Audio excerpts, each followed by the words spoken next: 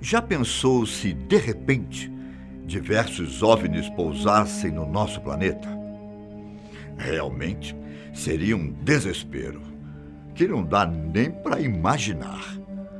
Talvez esse acontecimento fizesse temer até mesmo os teóricos da conspiração que, além de acreditar na existência dos seres, torcem para que a mesma seja comprovada. Além das teorias, existem pessoas que afirmam terem tido um tipo de experiência com seres extraterrestres. Não poderia existir uma prova maior disso que estarmos falando do caso da abdução de Pascagoula. Você já ouviu falar sobre? Será que as pessoas realmente viveram isso? E se for verdade? Eu sou Ivan Lima e você é sempre muito bem-vindo ao canal Fatos Desconhecidos. Antes de falar sobre esse, que é um dos casos mais famosos do mundo, vamos falar de um que aconteceu aqui, pertinho da gente, no Brasil mesmo. Você já deve ter ouvido falar sobre o caso do ET de Varginha, né? Também chamado de Incidente de Varginha. Esse caso foi muito comentado pela imprensa brasileira.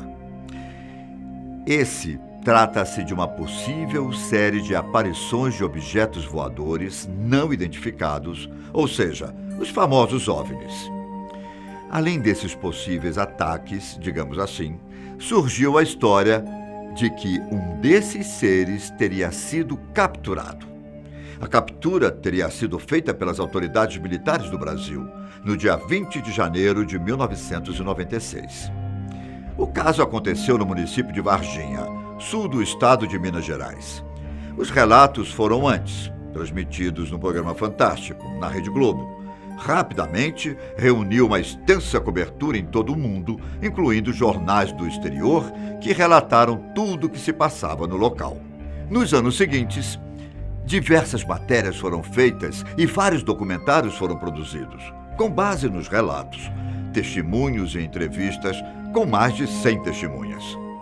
A cidade virou o destino de jornalistas do mundo inteiro e também de curiosos que queriam ver de perto onde tudo aquilo teria acontecido. Antes disso um pouco, em 1973, um outro caso pode ter acontecido. A abdução de Pascagoula foi um suposto incidente de avistamento ufológico e de abdução, ocorrido naquele ano. Isso quando Charles Hickson e Calvin Parker, colegas de trabalho, alegaram que foram abduzidos por alienígenas enquanto participavam de uma pescaria perto da cidade de Pascagoula, nos Estados Unidos. Esse caso logo ganhou a atenção internacional. Era dia 11 de outubro de 1973, quando a dupla relatou a abdução. Mesmo com tantas especulações de jornais, revistas e demais portais, o caso veio mesmo à tona depois e até hoje causa algumas controvérsias, sendo até mesmo foco para teorias da conspiração. Charles Hickson não possuía provas concretas de que aquilo teria acontecido. Nenhuma fotografia que ele tenha tirado, nenhum documento de sua história, nenhuma filmagem dos possíveis objetos voadores que teriam capturado os dois.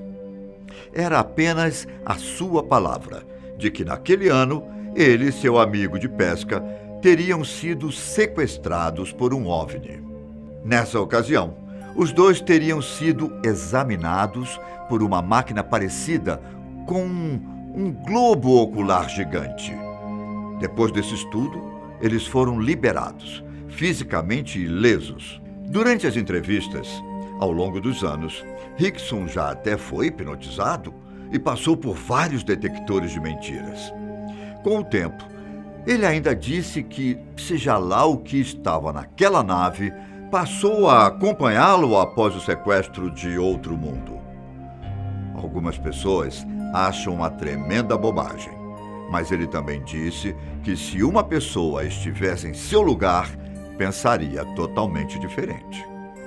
Mais tarde, diversas pessoas relataram luzes estranhas no céu da costa do Golfo, logo após o pôr do sol do dia 11 de outubro de 1973. Essa data era a mesma de quando os dois jovens, ainda com 19 anos, disseram terem sido capturados.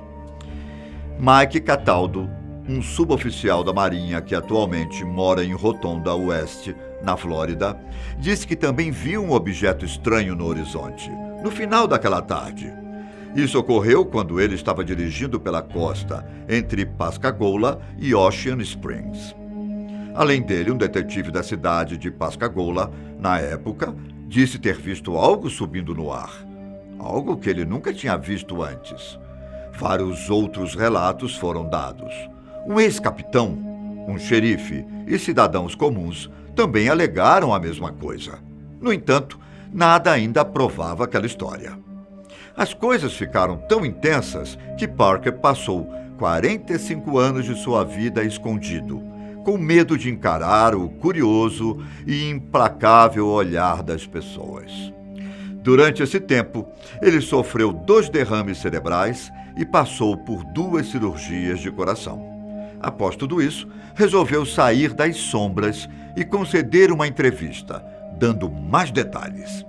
Durante uma entrevista, o homem disse que ele e o amigo estavam caminhando durante a pescaria, quando pararam e notaram que havia alguns sinais estranhos por lá.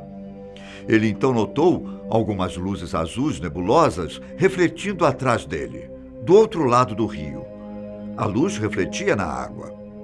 Quando notou isso, pensou que eram policiais, querendo prendê-lo por estar pescando naquele lugar.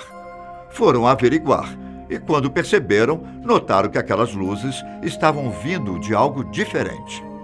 Eles sabiam que não era um carro de patrulha, mas ainda não conseguiam entender o que ela era. Ele disse que, se aproximando, notaram 3 criaturas se aproximando.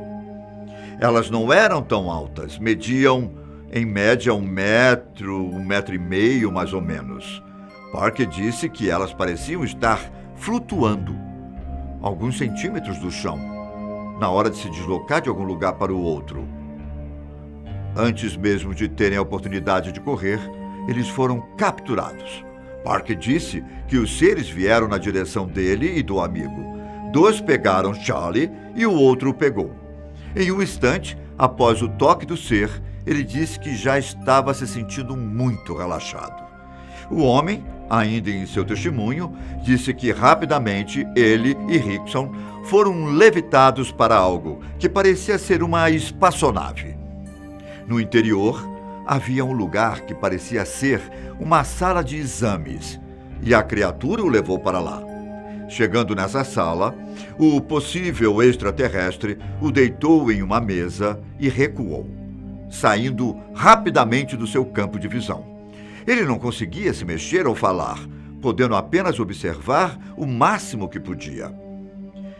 Do teto saíam pequenos objetos flutuando e rondando sua cabeça, como se estivessem analisando o seu comportamento e também o seu cérebro.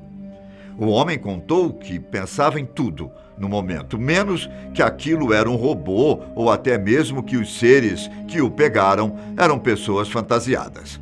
Ele estava certo de que eram criaturas de outro mundo.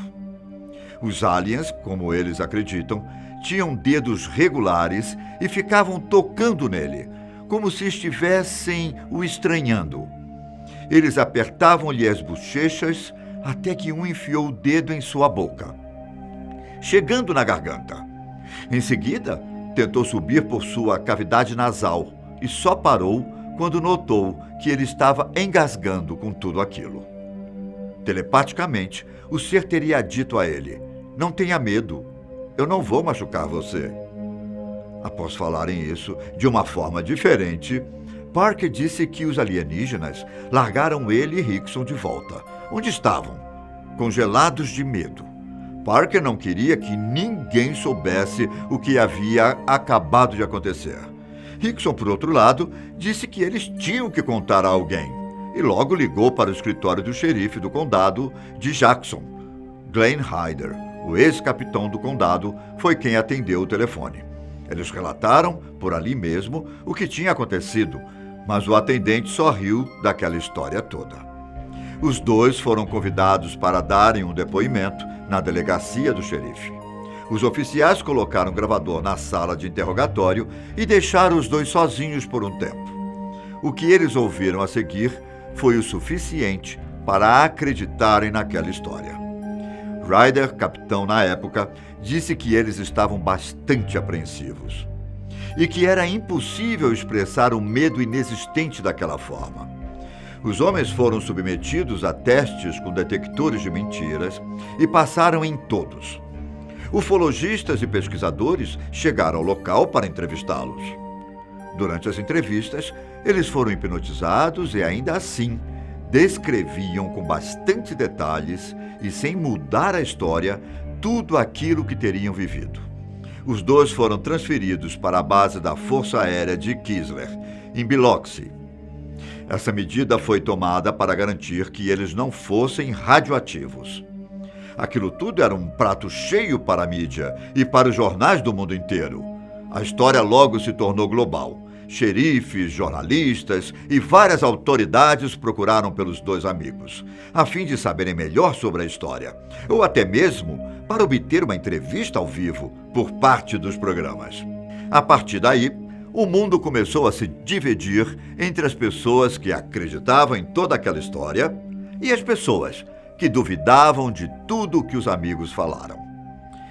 Mais de 40 anos se passaram e a história ainda não teve um desfecho. Charles faleceu em 2011, mas antes disso, escreveu em um livro a experiência que tiveram naquele dia. Esse foi apenas mais um caso de possíveis encontros com extraterrestres.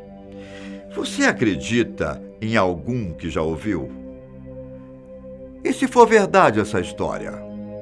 Bom, ficamos por aqui hoje, caros amigos, e agradecemos a sua companhia e esperamos por cada um no próximo vídeo aqui no canal Fatos Desconhecidos.